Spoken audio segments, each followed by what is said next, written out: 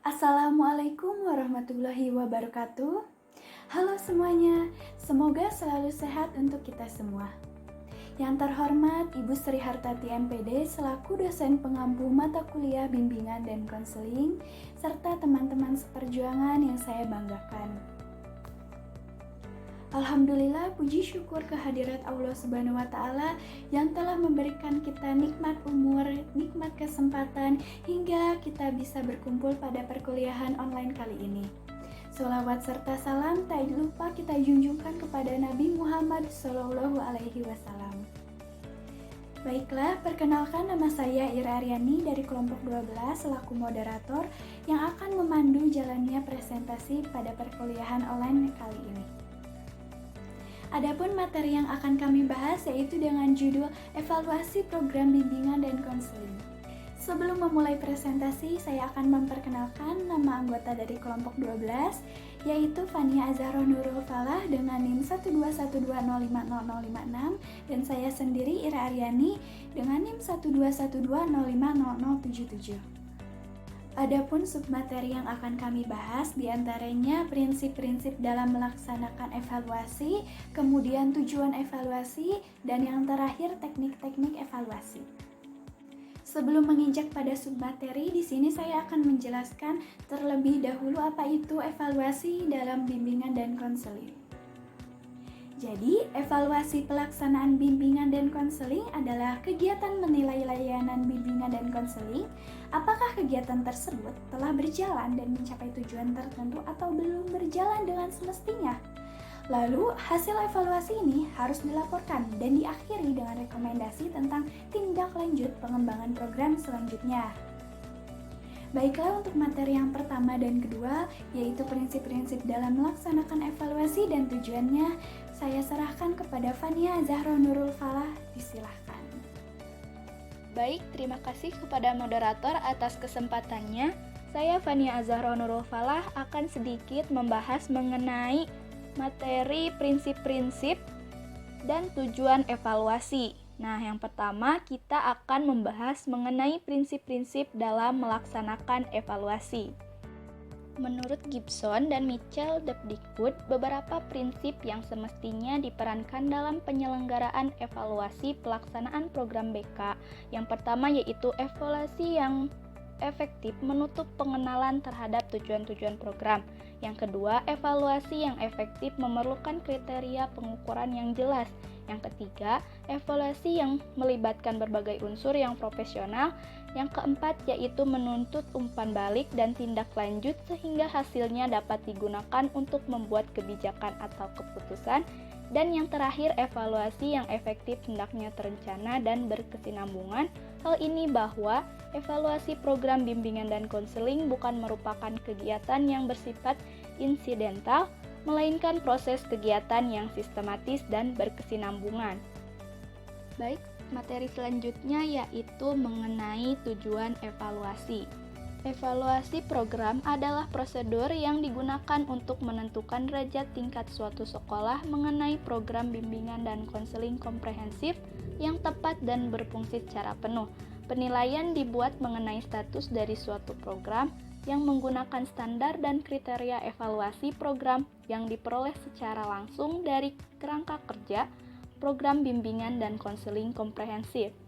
Tujuan evaluasi juga adalah untuk mengukur tingkat kontribusi konselor, pola pengembangan bimbingan di kampus dan distrik, sebagaimana usaha mereka untuk meningkatkan tingkat komitmen dan kemampuan pengetahuan keterampilan profesional.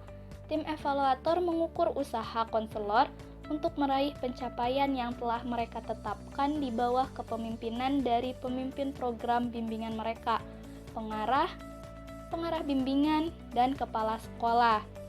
Baik, mungkin itu saja yang dapat saya sampaikan. Mohon maaf apabila terdapat kekurangan dan kesalahan. Materi selanjutnya akan disampaikan oleh Saudari Ira. Kepadanya saya persilahkan. Terima kasih kepada Fania atas pemaparan materinya. Oke, submateri selanjutnya adalah teknik-teknik evaluasi yang akan dijelaskan oleh saya sendiri. Di sini saya akan menjelaskan beberapa teknik evaluasi. Namun sebelum itu, kita harus mengetahui terlebih dahulu apa itu teknik evaluasi. Jadi, teknik evaluasi adalah metode yang digunakan agar suatu tujuan evaluasi dapat tercapai. Teknik yang digunakan dalam pelaksanaan evaluasi program bimbingan dan konseling terdapat dua macam, yaitu teknik tes dan teknik non-tes. Yang pertama, teknik tes, yaitu suatu teknik dalam evaluasi yang digunakan untuk mengetahui hasil belajar dengan mempergunakan alat tes. Kemudian dalam teknik tes dikategorikan menjadi dua, yaitu tes hasil belajar dan tes psikologis. Tes hasil belajar disebut juga dengan tes penguasaan, karena berfungsi untuk mengukur sejauh mana penguasaan atau kemampuan terhadap materi yang telah didapatkan. Tes hasil belajar ini dapat dibedakan menjadi 3 golongan, yaitu tes lisan, tes tulisan, dan tes tindakan atau perbuatan. Kemudian tes psikologis. Nah, dalam tes ini terdapat 3 jenis tes. Yang pertama, tes kecerdasan atau inteligensi merupakan tes untuk mengukur kecerdasan, kemampuan umum atau IQ, konseli yang berpengaruh terhadap prestasi belajar. Lalu yang kedua, tes bakat adalah tes untuk mengukur kemampuan khusus seseorang dalam bidang akademik yang bersifat khusus. Dan yang terakhir, tes minat, yakni tes pengungkap kecenderungan aspek-aspek individu yang bersifat non-kemampuan. Oke, selanjutnya teknik non-tes. Nah, teknik ini digunakan untuk menilai kepribadian secara menyeluruh dan dilakukan tanpa menguji peserta didik. Terdapat beberapa bentuk teknik non-tes yang akan saya jelaskan, yaitu yang pertama, observasi adalah suatu teknik penilaian untuk mengumpulkan data melalui pengamatan secara langsung maupun tidak langsung, yang dilakukan dengan seksama dan sistematis. Lalu yang kedua, wawancara. Wawancara adalah cara menghimpun bahan-bahan keterangan yang dilaksanakan dengan cara melakukan tanya jawab lisan dan proses percakapan bersifat langsung karena dilakukan secara face to face kepada konseling serta mengandung tujuan bimbingan. Namun, percakapan dapat pula bersifat tidak langsung karena dapat dilakukan kepada subjek atau responden yang mewakili seperti orang tua atau anggota keluarga, guru, dan teman. Selanjutnya, angket.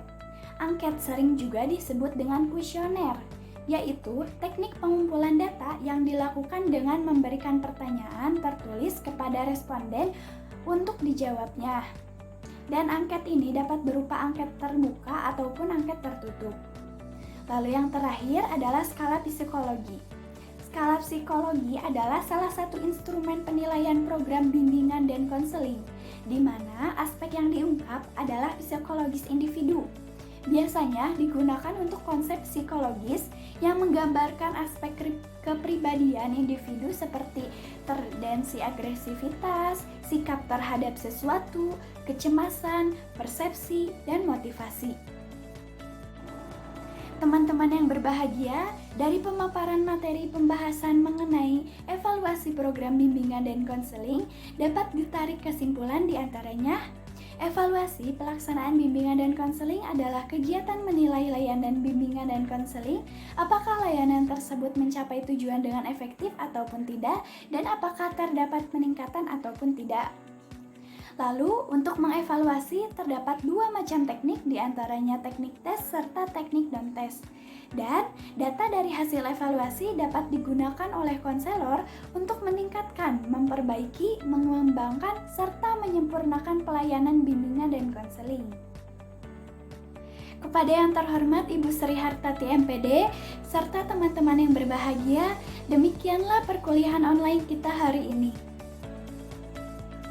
Saya selaku moderator memohon maaf atas segala kekurangan dan kesalahan. Mudah-mudahan materi yang telah kami sampaikan ini dapat bermanfaat bagi kita semua. Amin ya robbal alamin. Saya tutup perkuliahan kali ini dengan membaca hamdalah alhamdulillahirabbil alamin. Baik, demikian saya akhiri. Wassalamualaikum warahmatullahi wabarakatuh.